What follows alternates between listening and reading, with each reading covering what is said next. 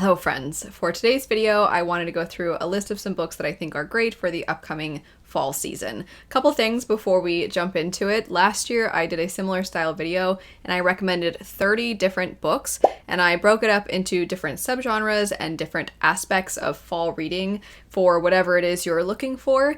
So if you're interested in that, I'll have it linked. All the ones I'm going to mention today are different from the ones from that video, so combined with this you'll be getting about 40 different recommendations. Also, I'm going to this year have this particular video, and then also I'm going to do a separate one for cozy reads and a separate one for creepy reads. So if you're looking for either of those will be up very, very soon. If you have any of your own recommendations, feel free to leave those. So anybody who comes to this video will get even more than just what I say. And then the last thing I'll mention is that over on my side channel, I'll be doing this same style video, but for video games, manga, and those sorts of things, so that you get even more stories for if you're somebody who likes those forms of art as well. But jumping into it finally, the first one on the list would be Godkiller. I just had to recommend this one because even though the gods that the main character is hunting are very strange from one god to the next, in a lot of ways it feels like our main character is hunting down monsters. And any form of monster hunting or monsters within stories makes me think of fall, makes me think of Halloween, and some of the things in the story are quite creepy, very sinister. The way that they kind of play on humans' emotions, I think, is done very well. It feels so atmospheric. I think the way that the author describes everything, it feels almost visceral, and so I had to recommend it. Plus, I pretty much always compare this one to Witcher, which I would also recommend for the fall season, and seeing as Geralt is a monster hunter, it just felt natural to compare Godkiller to that and therefore recommend it for the fall season. I did do an entire in-depth review for this one. It is non-spoiler, so if you'd like to see more thoughts, I'll have that linked. Next up we have the Foxglove King. If you like any kind of story that has death magic incorporated into it, this one is going to be right up your alley. The setup is that we follow a young woman who has probably too much knowledge and control over death magic when she should not. And you're seeing her captured from the beginning, and she ends up being forced to spy on the king's son. The way that the kingdom is set up, you have the king himself, and then you have another individual who holds a lot of power, and they are involved with the church of that world. And the way that the church and religion is incorporated into the death magic and the magic in general, and the way the magic is tied to some of the beings that used to exist and their bodies, and that magic affects some areas, and then different fallen gods, their bodies affect different areas. That's kind of where the death magic comes into play. I thought the magic was the coolest part of the story. I'm usually a very character-driven reader, so even if you have a really interesting world or interesting magic, if I don't really like the characters, it's a lot harder to keep me engaged. But really, I thought that the magic in this and the world were very captivating. And again, perfect if you are somebody who loves death magic in your stories. If you don't know, I give book recommendations even if the books didn't personally work for me, just because I know everybody's tastes are very different. And that is true for the next few. So we have The Last Heir to Blackwood Library, One for My Enemy, and Silver Under Nightfall. I'll start with Silver Under Nightfall. This one is very much inspired by Castlevania. So Silver Under Nightfall follows vampires and a particular human character whose family was known to hunt vampires. And you see the vampire hunter and the vampires come together to try and learn more about something that is affecting vampires. There's a very tenuous peace currently within society between the vampires and the humans, and it seems like this peace is at risk as a result of this strange illness that's causing fallen vampires to be essentially resurrected. And each time they lose more and more and more of what made them capable of thinking, of making decisions, and so they just become these killing machines each time they come back. And so our main characters are trying to come together and figure out what is going on. Vampires just seem like a very fall, October, Halloween kind of being in general, but just the entire vibes of the story, it just feels very dark and very gritty. And if you're somebody who likes some details with the romance scenes. You're gonna get that with this particular story. And then One for My Enemy. This is a Romeo Juliet West Side Story retelling that you follow these two families of rival witches. One family you see, of course, has the traditional Juliet type character, the other with the typical Romeo type character, but then there are some other additional romantic things occurring between other members of the families. And you see a lot of people that love each other and then they feel betrayed by each other and they choose their families over the person they love, or sometimes they choose the person they love over their families, and there's betrayal, and it just is very, very dramatic. And if you're somebody who loves a melodramatic writing style, then this one will probably be very fitting. And also, there is something to be said of magic that tends to just feel magical as opposed to magic systems. I think magic systems feel a little less fall-centered because magic systems tend to feel very science-based, whereas magic that feels a lot softer. There's something about it that often it just feels like it's pulled from another realm, or it's somehow tied to the earth, those sorts of things. And I think when you get witches, you're going to see a lot of that. But the reason I'm mentioning this is some of the magic feels very unexplained. You just kind of have to go with the flow. And I know some people actually prefer that in their stories because it makes the story feel more magical. So that's the case, I would say, with this one as well. If you're somebody who gets aggravated when you don't really get answers to the way that the magic works, then this one might irritate you. But I think truly if you're somebody who doesn't mind that, or if you actually like it, then you're going to like that aspect of the magic in this. And then the other one I mentioned, The Last Heir to Blackwood Library. This one's very atmospheric, and we follow a young woman who is very down on her luck. Pretty much everybody in her family has passed away, and she's all alone. And she finds out she is the last heir to this library, this abbey that is now inhabited by some servants. They're really the only people that are living there. And she finds out that she, if she wants, can live there. And she realizes, I don't have a lot of money. I don't really have anything keeping me in the city. So I guess I'll go live there. And it's out in the moors, and it's kind of strange and creepy. You don't really know what's going on. And everybody, all the servants, they seem to have some answers that they're not willing to share. They seem to know something about the house. They seem to want to keep her away from the library. They seem to want to keep her away from certain parts of the house.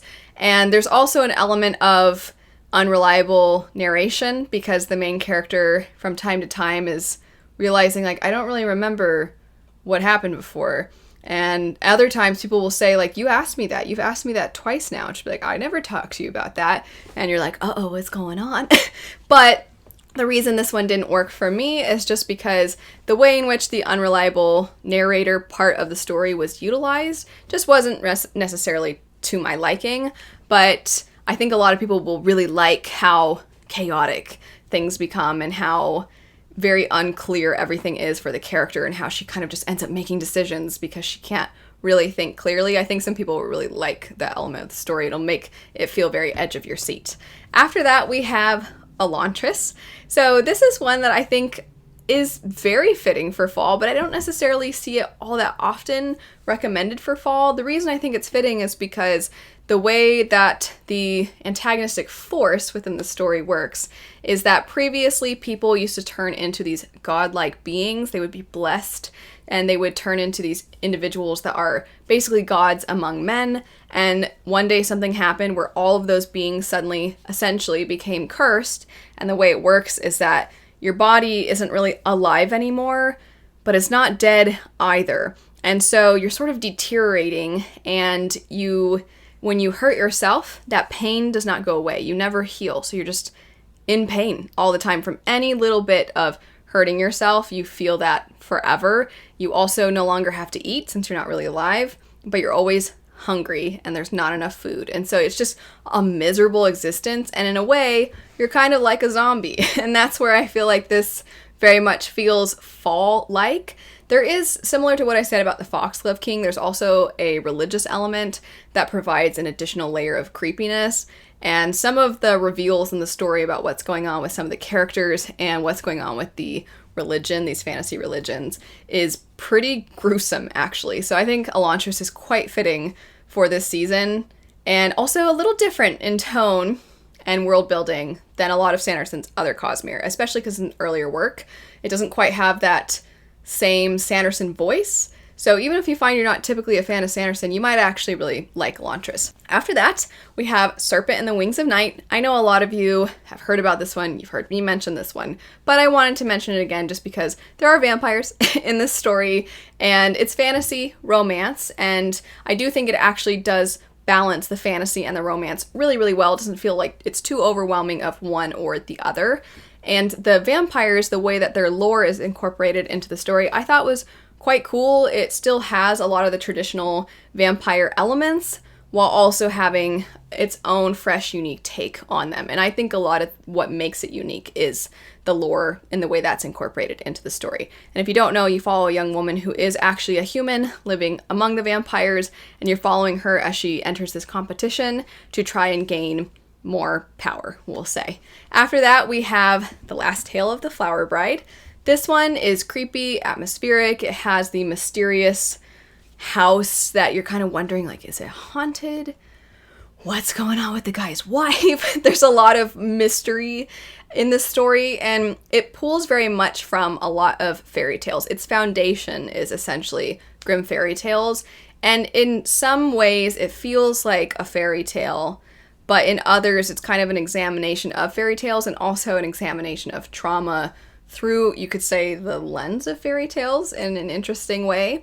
I really liked it. It is going to be, I think, very hit or miss because the voice of the story it's kind of abstract, and the back and forth between present day and the past, I think, will not work for a lot of people. They won't really like the flow. It's also not by any means a story where you're so attached to the characters or the characters behave very normally. They don't. Everything is very up in the air and abstract and atmospheric. It's all vibes. And I am pretty picky about books like that. I don't typically find myself gravitating towards those kind of stories, but this one, I thought it did a great job. And like I said, the examination of trauma, the way that's done, was probably my favorite element of the story. Speaking of examining things as part of your theme, The Thorns Remain.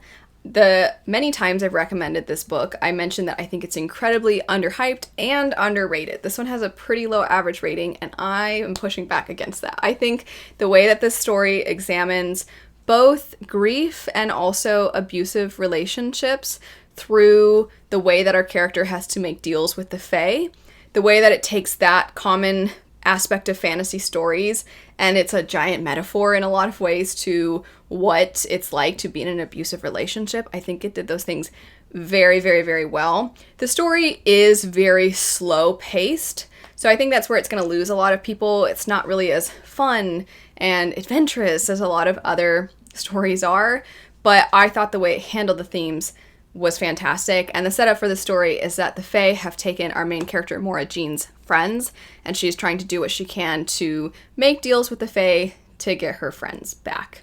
The last thing I'm going to recommend is actually not a book. It is the show Castlevania that I mentioned before when I brought up the book Silver Under Nightfall. I'm bringing this one up because the new season is coming out soon. Not necessarily new season, the whole new part of the show. So the first part of the show is done. Castlevania Nocturne is going to start soon, and it's going to follow different characters. This is it's an extremely violent show. So if that's not your cup of tea, maybe don't check it out. But if you want just like an action-packed, great monologues, a story with fantastic animation, then I would definitely recommend Castlevania. Plus the voice acting is so good.